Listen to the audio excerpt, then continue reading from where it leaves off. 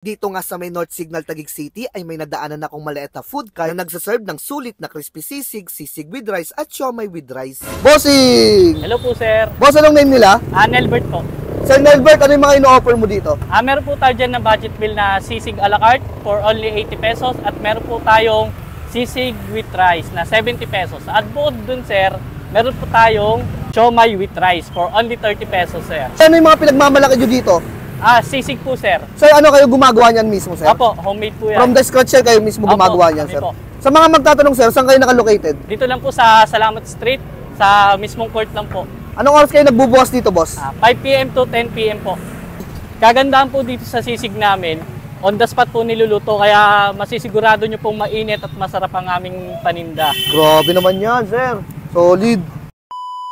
Yo, what's up mga katropa? Nandito pa tayo sa may Salamat Street, Corner 8th Street, Barangay North Signal, Taguig City. At dinayo ko nga dito yung Jessica Food Hub. Balita ko mga katropa, meron sila ditong budget meal na siomay with rice for only 30 pesos. May 4 na pirasong siomay ka na. At ito yun, oh. Diba? At ang kagandahan dito, Java rice yung gamit nila. At 4 na yung siomay, diba? Panalo-panalo sa 30 pesos. At meron din sila ditong pinagmamalaking sisig rice for only 70 pesos. At ito na yun, oh. Meron din Java rice. Tapos yung sisig na dito, from the scratch niluluto. Diba? Sheesh! Panalo-panalo. At kung naghanap naman kayo ng ulam at pangpulutan, meron sila ditong sisig a la carte for only 80 pesos. Oh. Kita nyo na may serving mga katropo. Panalo-panalo. Perfect na to pang ulam at pang pulutan. Grabe oh. At yung una kong titikman dito, itong siomay with rice sila na 30 pesos. Lagyan natin ng ano, toyo. Toyo ng jowa mo, yun oh. At yung chili oil nila dito is homemade, sila mismo gumagawa. Lagyan lang natin ng katamtaman. At meron din sila ditong fried garlic oh. Isahan natin ng kalamansi para maglaban-laban yung ano niya, flavor niya. Yung una kong titikman dito, itong Java rice nila. Tikman muna natin. Saktong-sakto lang yung pagkakaluto niya. At ang kagandahan dito, di siya ano malata. Talagang sakto lang yung pagkakaluto niya. At Java rice yung gamit nila. Tikman naman natin yung ano, siomay nila with Java rice. Tikman natin to.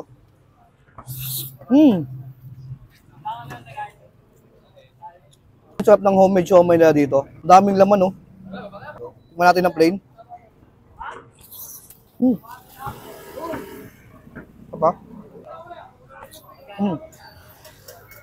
At yung sunod natin titikman dyan, itong sisig with rice nila.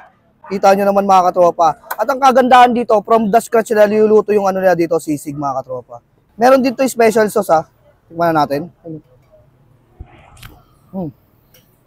Sarap. Isang perfect bite tayo sa sisig with rice nila na 70 pesos. Ang sarap nito mga katropa. Kaya kung mapapadaan kayo dun sa may Salamat Street, Corner 8th Street, Barangay North Signal, Taguig City, dayuhin nyo itong Jessica Food Hub. Panalong-panalo yung mga food trip nila dito. Sapo. Bukod pala sa may rice meal sisig nila at siomay with rice, meron din sila ditong a la carte na sisig mga katropa for only 80 pesos lang din. Kita nyo naman oh. Perfect na perfect to pang ulam at pang pulutan. Located lang pala to sa may Salamat Street, Corner 8th Street, Barangay North Signal, Taguig City. Panalo-panalo yung mga food trip dito mga katropa. Kaya dayuhin nyo na. Tama natin dito si Parang Jela. Yo, what's up? Parang ano yung order mo dito? Sisig with rice? Magkano yung tol? 70 pesos lang. Lagi ka ba kumakain dito pare ko? Lagi. Panalo yung sisig nila dito? Tropa yung nagbebenta eh. First bite. Bili na kayo dito. Dito lang yung sa may kanto ng Salamat Street. Mismong court lang. Pinapromote ko ngayon kanto namin, Shouty, Bound Soundtrack. Panoorin nyo yan. Sa mga gustong matikman din tong mabisang spam musubi ng Salamat Street mga katropa, 35 pesos lang siya per each ha. Panalong-panalo. Dayuhin nyo na rin to. Katabi lang to ng Jessica Food Hub. Yung sa may sisigan mga katropa. Panalo.